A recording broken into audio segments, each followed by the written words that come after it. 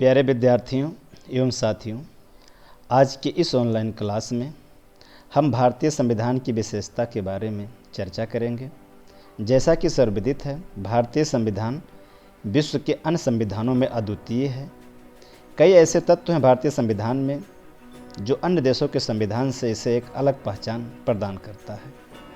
तो आज इस विषय में विद्यार्थी भारत के संविधान की विशेषता के बारे में जान सकेंगे और इसके अलावा भारतीय संविधान में निहित संवैधानिक मूल्यों को भी समझ सकेंगे।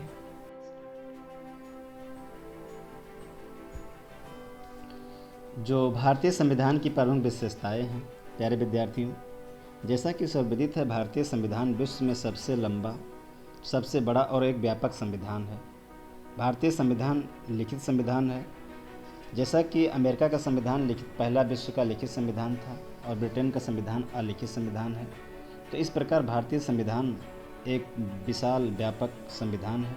और इनकी पहली विशेषताओं में जो हमारे संविधान का स्रोत है वह है कि भारतीय संविधान कई देशों के जो अच्छाइयाँ हैं उनको लेकर बनाया गया है।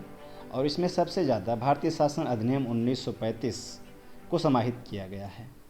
भारतीय संविधान की जो दूसरी विशेषता है वह है कठोरता और लचीलापन। भारतीय संविधान न तो अधिक कठोर है न तो अधिक लचीला है। परिस्थितियों के अकॉर्डिंग भारतीय संविधान वह अपने आप में कठोर भी है और लचीला भी है। संविधान की अगली विशेषता है धर्मनिरपेक्ष देश। हमारे संविधान निर्माताओं ने संविधान के द्वारा भारत को एक धर्मनिरपेक्ष राष्ट्र घोषित किया है। धर्मनिरपेक्षता का मतलब होता है कि neutrality of state in religious affair, अर्थात भारत को संविधान द्वारा एक ऐसे राष्ट्र के रूप में स्थापित किया गया है जहां सभी धर्मों को बराबर स्थान दिया गया है। अर्थात भारत एक अधार्मिक राज्य नहीं है, बल्कि एक ऐसा राष्ट्र या ऐसा राज्य होगा जहां पर सभी धर्मों को मानने की स्वतंत्रता है। इस प्रकार हम कह सकते हैं कि धर्मनिरपेक्षता भारत के संविधान की एक प्रमुख विशेषताओं में एक है। अगला है भारत में संघवाद। भारतीय संविधान निर्माताओं को यह पता था कि जब जब केंद्र की सत्ता कमज़ोर हुई है तब तक देश के सामने संकट आए हैं। तो ऐसे में भारतीय संविधान के द्वारा संघवाद में जहाँ पर केंद्र और राज्य में शक्तियों को बांटा गया है, लेकिन संकट काल में एकात्मक सरकार को विशेष महत्व दिया गया है। तो इस प्रकार भारत में संघवाद की विशेषता संविधान की एक प्रमुख विशेषता है। अगला है सरकार का संसदीय स्वरूप। भारत में सरकार का संसदीय स्वरूप है। भारत में 2 सदनों, लोकसभा और राज्यसभा वाली विधायिका है। सरकार के संसदीय स्वरूप में विधायिका और कार्यकारिणी अंगों की शक्तियों में कोई अंतर नहीं है। भारत में सरकार का मुखिया वास्तविक प्रधानमंत्री होता है और नाम मात्र का राष्ट्रपति। संविधान की अगली विशेषता है एकल नागरिकता। यद्यपि भारतीय संविधान फेडरल है और 2 लक्षणों एकल और संघीय का प्रतिनिधित्व करता है, मगर इसमें एकल नागरिकता का प्रावधान है। अर्थात भारतीय नागरिकता और दूसरी ओर अमेरिका जैसे देशों के पास न केवल देश की नागरिकता होती है बल्कि राज्य की नागरिकता होती है, लेकिन भारत में ऐसा नहीं है। भारत में एकल नागरिकता का प्रावधान किया गया है, अर्थात एक ही राष्ट्रीय नागरिकता होगी। भारत में सभी नागरिकों को, चाहे वे किसी भी राज्य में पैदा हुए हों या रहते हों, संपूर्ण देश में नागरिकता के समान राजनीतिक और नागरिक अधिकार प्राप्त होते हैं। उनमें कोई भेदभाव नहीं किया जाता है। कुछ मामलों में जैसे जनजातीय क्षेत्र हैं, थोड़ा सा रिस्ट्रिक्शन होता है। अभी तक अपवाद था जम्मू और कश्मीर। जम्मू कश्मीर में राज्य की अपनी नागरिकता थी, लेकिन 5 अगस्त 2019 के बाद जब से धारा 370 समाप्त हो गई तब से पूरे देश में एकल नागरिकता का प्रावधान है। और भारतीय संविधान की अगली विशेषता है एकीकृत और स्वतंत्र न्यायपालिका। अर्थात भारतीय संविधान द्वारा भारत में एक एकीकृत न्यायपालिका की व्यवस्था की गई है। भारत की न्याय व्यवस्था में सर्वोच्च न्यायालय शीर्ष पर है। इसके नीचे राज्य स्तर पर उच्च न्यायालय है। राज्यों में उच्च न्यायालय के नीचे क्रमवार अधीनस्थ न्यायालय है, जैसे जिला अदालत व अन्य निचली अदालतें। न्यायालयों को एकल तंत्र व केंद्रीय कानूनों के साथ साथ राज्य कानूनों को लागू करता है। हालांकि अमेरिका में संघीय कानूनों को संघीय न्यायपालिका और राज्य कानूनों को राज्य न्यायपालिका लागू करती है। भारत में सर्वोच्च न्यायालय संघीय अदालत है या शीर्ष न्यायालय है जो नागरिकों के मौलिक अधिकारों की रक्षा की गारंटी देता है और संविधान का संरक्षक भी है। इसलिए संविधान में इसकी स्वतंत्रता के लिए कई प्रावधान किए गए हैं, जैसे कि न्यायाधीशों के कार्यकाल की सुरक्षा, न्यायाधीशों के लिए निर्धारित सेवा शर्तें, भारत की संचित निधि से सर्वोच्च न्यायालय के सभी खर्चों का वहन, विधायिका में न्यायाधीशों के कामकाज पर चर्चा पर रोक, सेवानिवृत्ति के बाद अदालत में कामकाज पर रोक, अवमानना के लिए दंड देने की शक्ति, कार्यपालिका न्यायपालिका का अलग। तो इस प्रकार एकीकृत न्यायपालिका संविधान की प्रमुख विशेषता है। और अगला है राज्य के नीति निर्देशक सिद्धांत।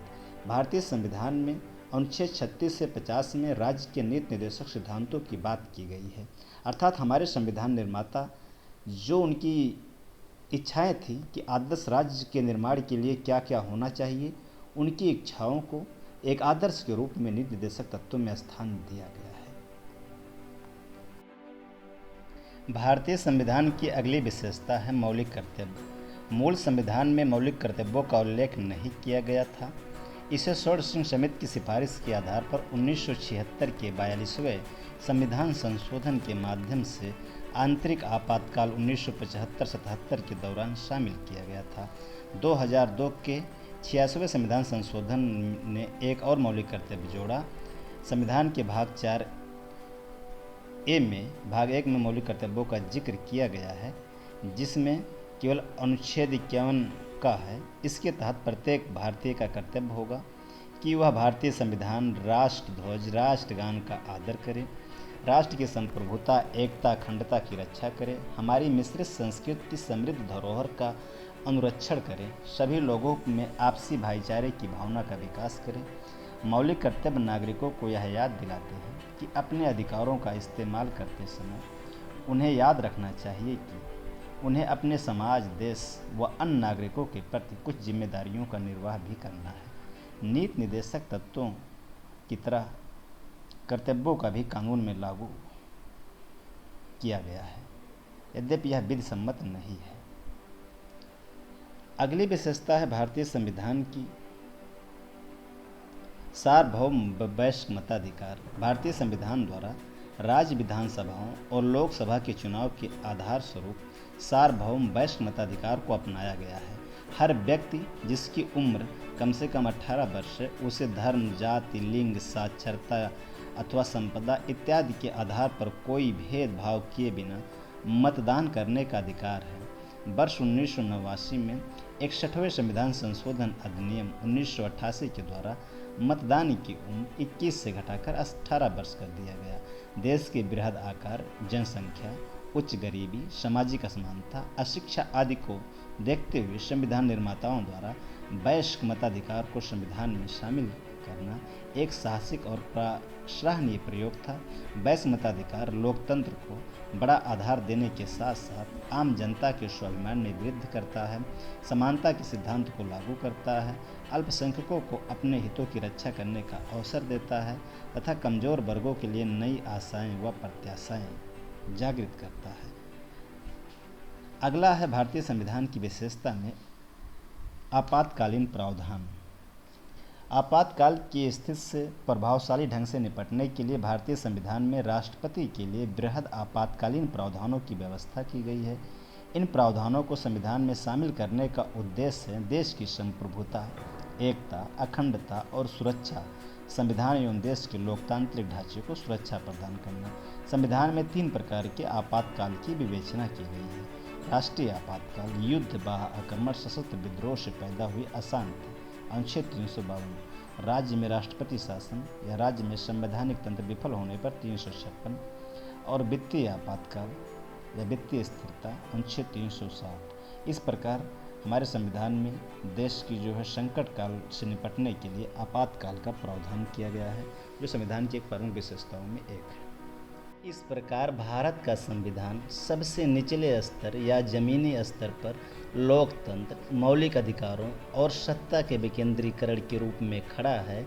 इन शक्तियों और अधिकारों के कमज़ोर पड़ने की किसी भी संभावना को देखते हुए संविधान के संरक्षक के रूप में काम करने, संविधान का उल्लंघन करने वाले किसी भी कानून या कार्यकारी अधिनियम को रद्द करने और इस प्रकार संविधान की सर्वोच्चता लागू करने के लिए सुप्रीम कोर्ट की स्थापना की गई है। अर्थात साधारण शब्दों में हम कह सकते हैं कि भारतीय सर्वोच्च न्यायालय को संविधान के संरक्षक के रूप में स्थापित किया गया है। जहाँ पर संवैधानिक मूल्यों का हनन होता है, वहाँ पर सर्वोच्च न्यायालय संविधान की सुरक्षा की गारंटी देता है। इस प्रकार प्यारे विद्यार्थियों, यह रही भारतीय संविधान की विशेषताएं, जो भारतीय संविधान को एक व्यापक संविधान होने के साथ साथ उसकी संपूर्ण विशेषताओं को यहाँ बताया गया है।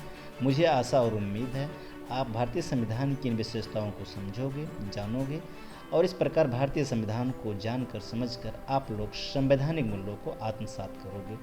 आपका दिन शुभ हो। धन्यवाद।